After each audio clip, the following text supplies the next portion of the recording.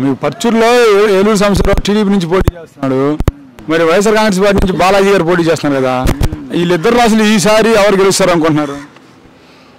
వారావరి ఉంటుంది పోటీ, అటో ఇటో అన్నట్టు ఉండదు. ఇద్దరు మంచోళ్ళే, ఆయన మంచోడే, బాగానే చేసాడని చెప్పుకుంటున్నారు. ఈయన ఇప్పుడు కొత్తగా రావటం కదా. మీ ఐడియా ఎవరు రావచ్చని? ఏంటంటే జగనే వస్తాడు, ఏంటంటే ఆయన బలం వల్ల వచ్చేస్తాడు. బలం వల్ల మంచితనం ఉన్న ఆయనకి ఈయన బలం వల్ల వచ్చేస్తాడు.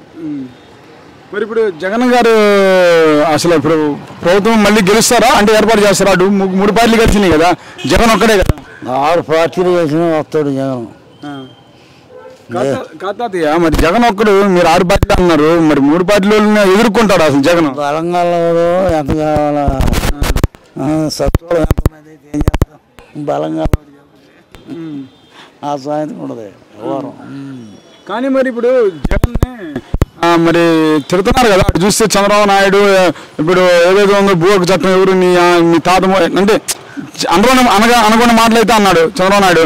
అట్లానే పవన్ కళ్యాణ్ కూడా అంతన ఏ జగన్ ఒరే జగన్ వైసీపీ నా కొరకలు అట్లా మాట్లాడుతున్నారు పవన్ కళ్యాణ్.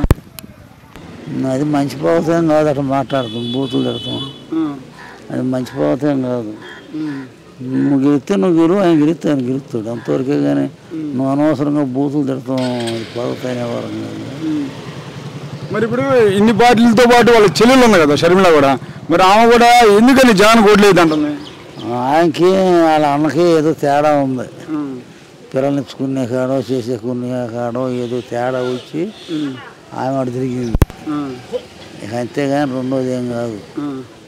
పోయినందుకు ఎత్తాలి ఆమె ఉంది, ఆమె కూడా ఉంది కరెంలా. కానీ తాతయ్య జగన్ ఏమన్నా అంటే నేను మంచి చేస్తే నాకు ఓటు వేయండి అంటున్నాడు. మరి చంద్రబాబు నాయుడు ఇన్ని సంవత్సరాల్లో కూడా అలా ఎందుకు చెప్పలేకపోయినా నేను మంచి చేస్తే ఓటేయండి అని? ఏం చేశాడు, రుణమాఫీ ఇస్తానన్నాడు, 1,00,000 అన్నాడు, 2 కిత్తాలు ఇచ్చాడు, 3 కిత్తాలు ఎగదింగాడు. ఇంతవరకు అతి లేదు గతి లేదు ఏమీ లేదు. ఇదిగో దేశం ఇంత ఎల్లవలకు దెబ్బతిని పోవాకు అన్నీ పోయినాయి. ఇదిగో నాకు కూడా ఈ 10,000 అకౌంట్కి 10,000 కాడకన్నా వేస్తున్నాను అనేది లేదు. ఇవ్వడం చేస్తే 10 లక్షలు తీసుకోండి, 5 లక్షలు ఇస్తాడు, 10 లక్షలు ఇవ్వలేడా అని ఈ యాసండాల మాటలే కానీ రెండో ఏమీ లేవు. ఇక్కడ ఇచ్చిందేమో రూపాయి లేదు ఎవరికి. అది